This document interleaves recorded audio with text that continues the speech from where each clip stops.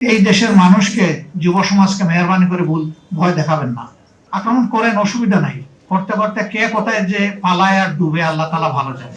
আমাদেরকে যাই করা হোক, যাই বলা হোক, আখের মনে রাখবেন যে সমস্ত শক্তি এবং কুওয়াতের মালিক হচ্ছেন আল্লাহ রাব্বুল আলামিন।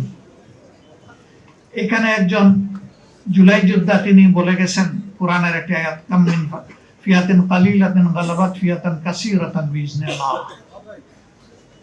বড়ত্বের দম্ভে, অহংকারে কেউ যেন ফেটে না পড়ে।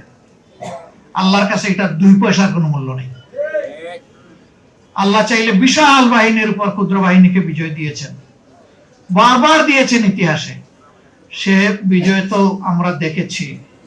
আমাদের সন্তানরা হাতের মধ্যে একটা দা কিরিশ নিয়েও রাস্তায় নামে নাই। ইমানের অস্ত্র বুকে ধারণ করে, আল্লাহর উপর ভরসা করে, দেশপ্রেম, মানব প্রেমে উদ্বুদ্ধ হয়ে তারা খালি হাতে মোকাবেলা করেছে। সমস্ত অস্ত্র, গোলা বারুদ সবকিছু সেদিন বুথা হয়ে গিয়েছিল। এটি বিশ্বের ইতিহাসে আনপ্রেসিডেন্টেড, এটার কোনো তুলনা নাই। এই দেশের মানুষকে, যুব সমাজকে মেহরবানি করে ভয় দেখাবেন না। জুলাই যোদ্ধাদের উপর আক্রমণ হচ্ছে বিভিন্ন জায়গায়, আমাদের উপর আক্রমণ হচ্ছে। দোষ আমাদের একটাই, যে আমরা অন্যায়ের বিরুদ্ধে কথা বলতেছি। আক্রমণ করেন, অসুবিধা নাই। করতে করতে কে কোথায় যে পালায় আর ডুবে আল্লাহ তাআলা ভালো জানে। কিন্তু আমরা যা বলার জাতির অধিকারের জন্য আমরা বলেই যাব, আমাদের মুখকে বন্ধ করতে পারবে না।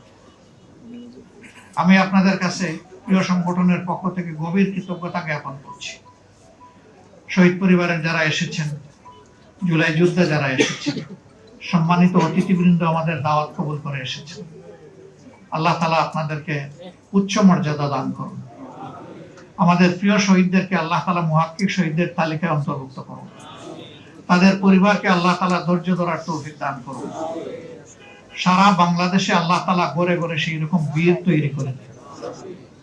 বীরদের আকাঙ্ক্ষা পয়দা হলে এই জাতি হবে বীরের জাতি, আর বীরদের আকাঙ্ক্ষা পদদলিত হলে এই জাতি হবে গোলামের জাতি।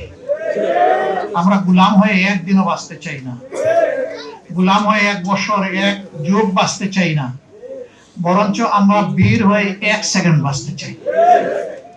আল্লাহ তাআলা যেন সেই তৌফিক আমাদেরকে দান করেন।